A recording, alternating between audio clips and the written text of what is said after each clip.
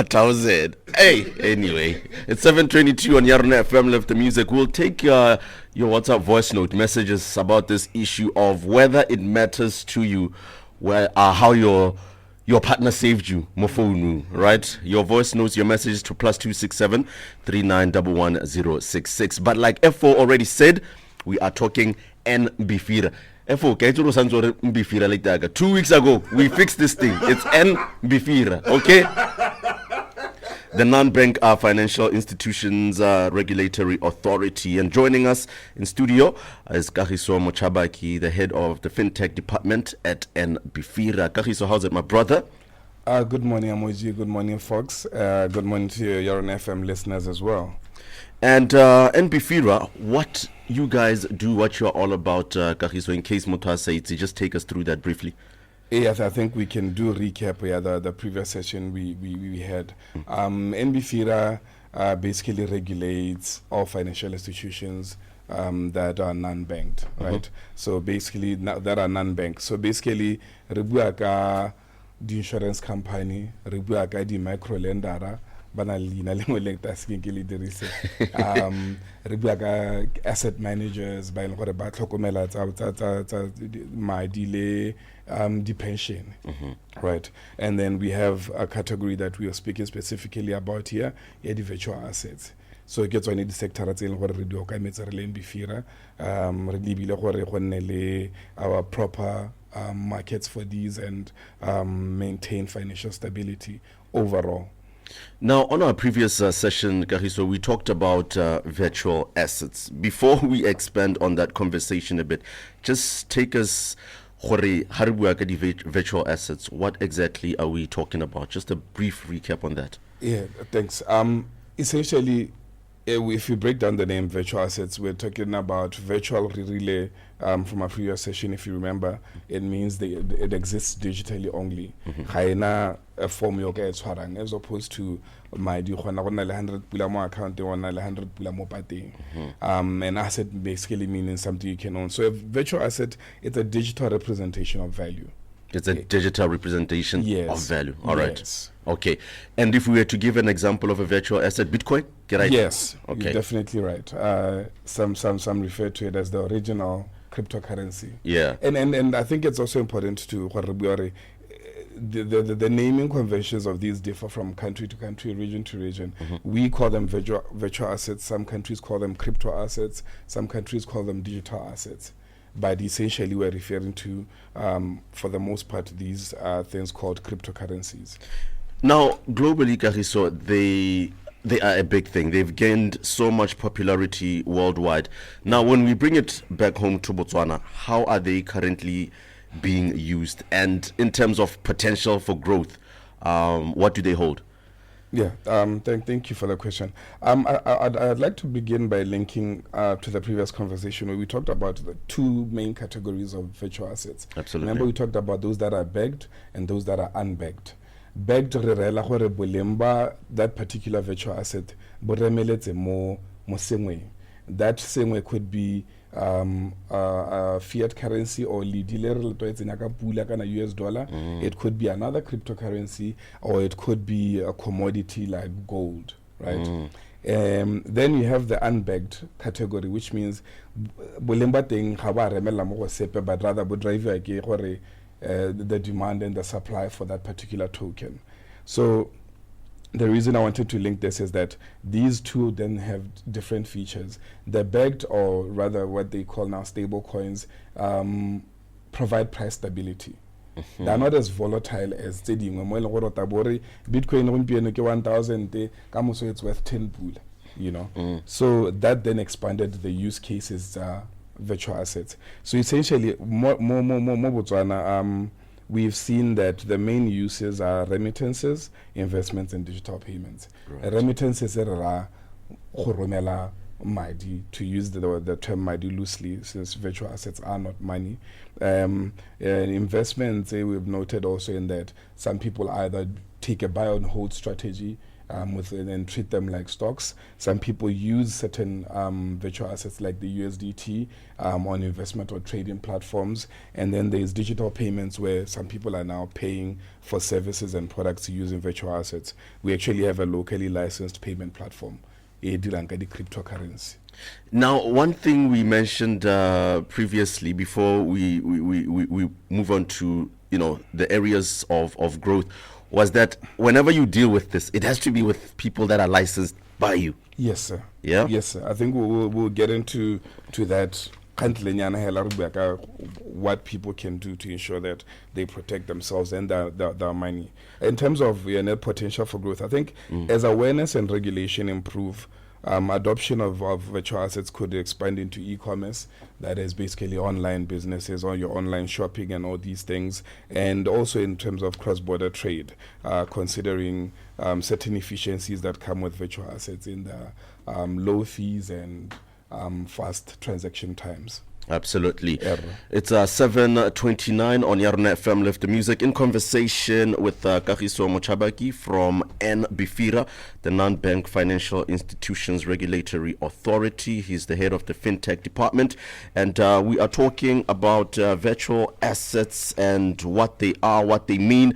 And just after news headlines with Tato, we will get into how virtual assets can help improve access to financial services for both the unbanked and banked populations in Botswana. The Rush, it's 7:33 on Yarona FM. Lift the music.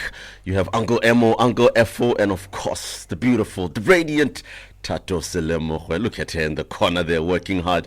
Anyway, joining us in studio, we have Kagiso Mochabaki, the head of the FinTech department at the Non-Bank Financial Institutions Regulatory Authority, aka NBFIRA, and we are talking about virtual assets. Now, Kagiso, before we went for that short break, I wanted to ask about how virtual assets can help improve access to financial services for both the unbanked and the underbanked population in Botswana. Okay. I want to answer it, but first with a disclaimer. Okay. In that, by saying our local market, Osanzo Ohola, you'd say maybe it's still at the infancy stages. And I say this because basically the terms we use when it comes to cryptocurrencies, it's on-ramping and off-ramping.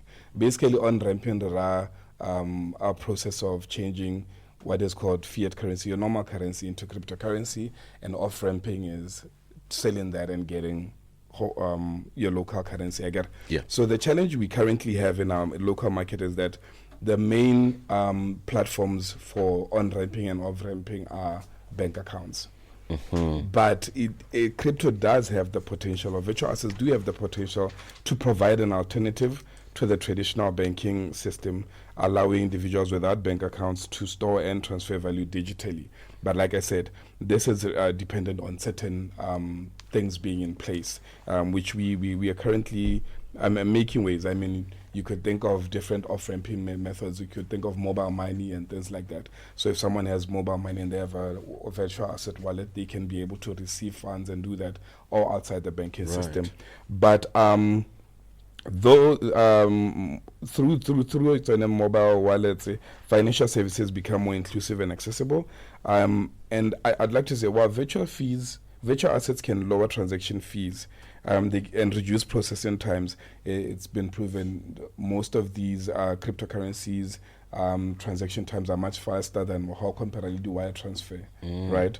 And they eliminate intermediaries. Part of the reason why they have lower transaction fees is that we have removed the middleman. When you're sending money through the bank is the intermediary. And if you're dealing with a different bank, that means there are two intermediaries in between.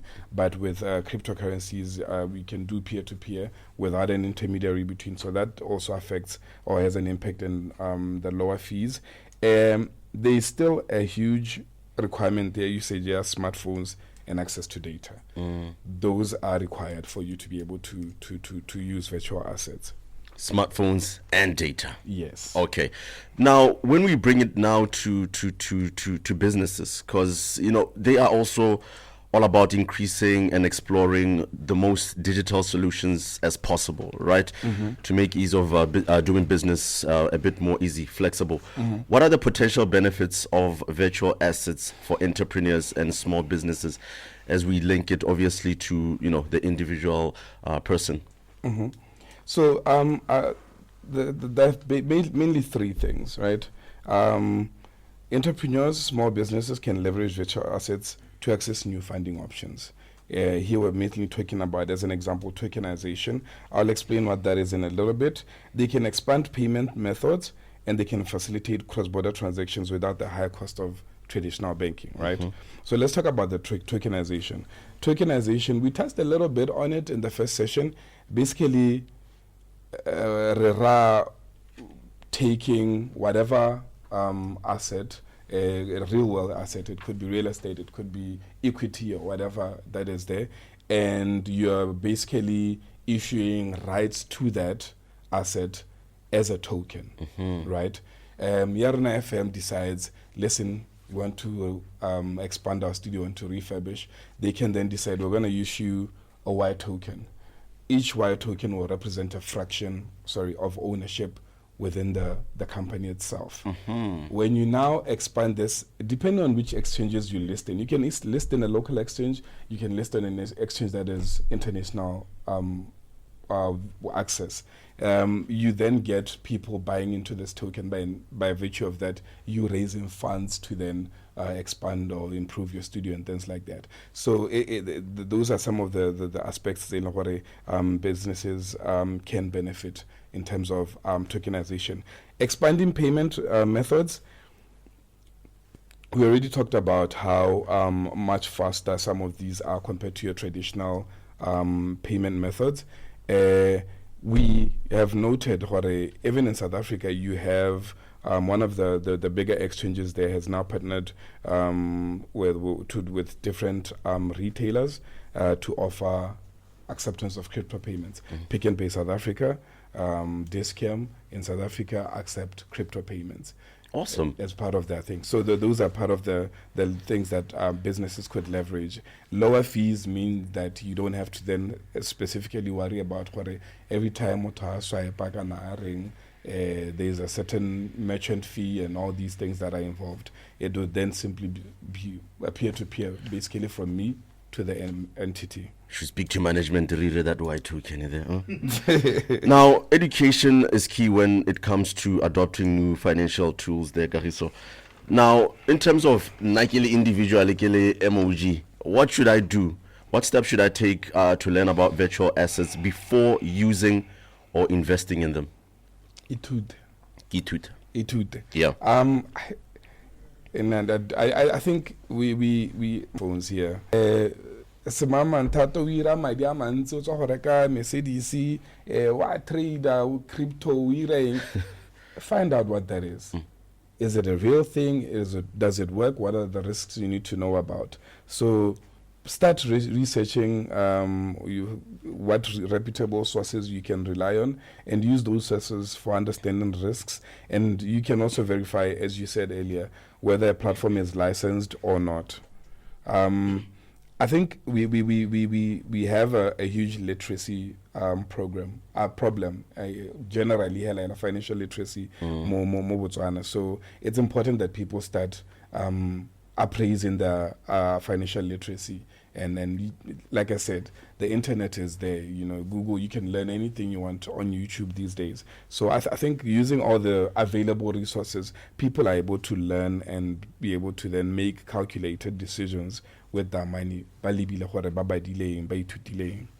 And I think what you're saying in terms of get all the knowledge from reputable sources, and obviously also upscaling our financial literacy, all of these things, they lead to trust, and that's a big factor in finance, Kariso.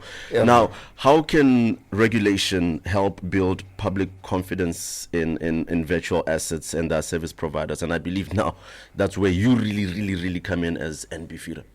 Yeah. Well, the regulation provides trust in several ways, right? Yeah. Firstly, we ensure that virtual asset service providers, these are the exchanges and whatever licensed entities that deal with the virtual asset, we ensure that they operate illegally. ba bereka ka ha molao. I get there is that oversight. We make sure that they follow AML or anti-money laundering laws. This is to keep away batho ba ileng gore ba ka tswa ba ira madi ka tsela tse di seng ka ha molao mme ba batla gore ba tlhatswane madi ao through virtual assets. Right. And then a key aspect also, which is part of what we're here, is the aspect of consumer protection, right? There are measures, the recourse we talked about in the previous session to say Absolutely. there are other platforms that you can access online that are not licensed here. If you use them and there's an issue, recourse becomes very difficult because ex-coin Why kwena ka ga ex-coin ko China tswetse mme kana ha ba nnela madi. Yeah. You know, so that makes it very difficult for us to assist you as opposed to us dealing with a licensed or locally licensed entity. So through licensing and oversight, we help prevent fraud and market manipulation and increase the public trust that are no boards. Awesome stuff. Yep. Now, how does NBFIRA ensure that Botswana benefits from virtual assets while managing risks as well as maintaining financial stability?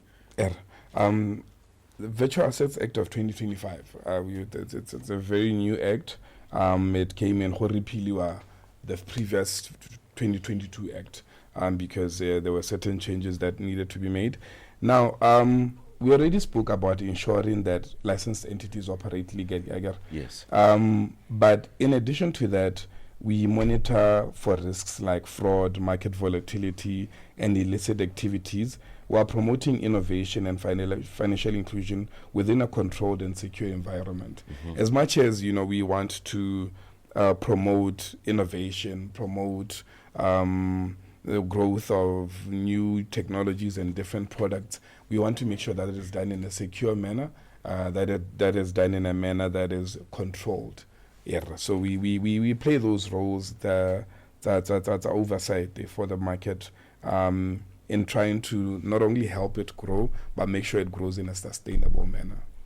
7:43 on Yarona FM. Left the music in conversation with Kagiso Mochabaki, the head of the FinTech department at NBFIRA, the Non-Bank Financial Institutions Regulatory Authority, and we were all having a chat about virtual assets and their use in Botswana, their regulation, and how they can benefit you as an individual as well as an entrepreneur and a small business. Now, Kagiso, just to wrap it up in terms of your last words and your contacts, Yarona Kako and BFIRA. Before last words, you and Tato. What did we do? From our last conversation, Sure. Have you explored, have you more than what we had discussed in terms of virtual assets? I'm doing the reading. I believe I'm doing the reading. I think it could be more intense, because it's always about diversifying how you move in this world of ours. 100%. So same here. I also happen to be my aunt, who happens to be your colleague, has encouraged me to find a second stream of income.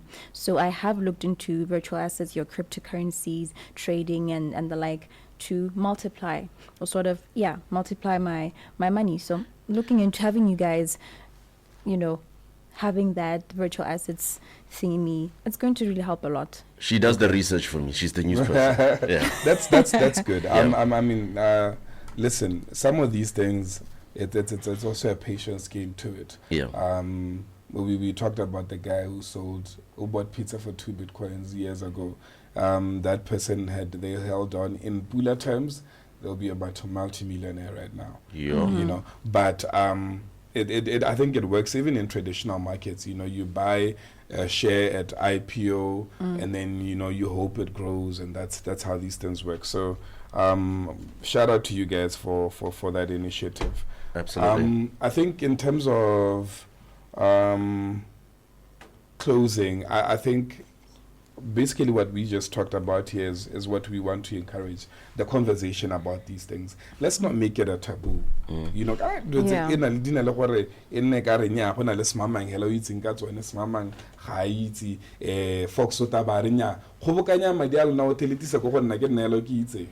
you know, and we don't want to speak out about these things. What I've had people reach out to me,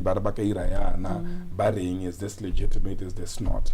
NBFIRA is always available to assist when it comes to aspects of people offering financial services, and if you're not uncertain about license, they can be sent. Then in terms of contacts, we have a website that you can use for access to information on all the licensed entities across all the sectors, not just virtual assets. We have a Facebook page, we have an Instagram page, and then our line also is 368-6100. Awesome. 368-6100. So people can reach out or use those platforms if they want to learn more about what we do in the virtual asset space, or even the licensing requirements. Virtual asset service provider. Hey. Exactly. Absolutely. Yeah. Kagiso Mochabaki, head of the FinTech department at NBFIRA. My brother, thank you so much for your time, for the knowledge. We appreciate you, yeah? We've Thanks learned for quite a having lot. me. We've learned a lot. Thank you very much for coming through. Awesome. I hope that's the general feeling. But we will definitely be doing more of these engagements. Like I said, let's not let this be a taboo. Arabu crypto in a conversation.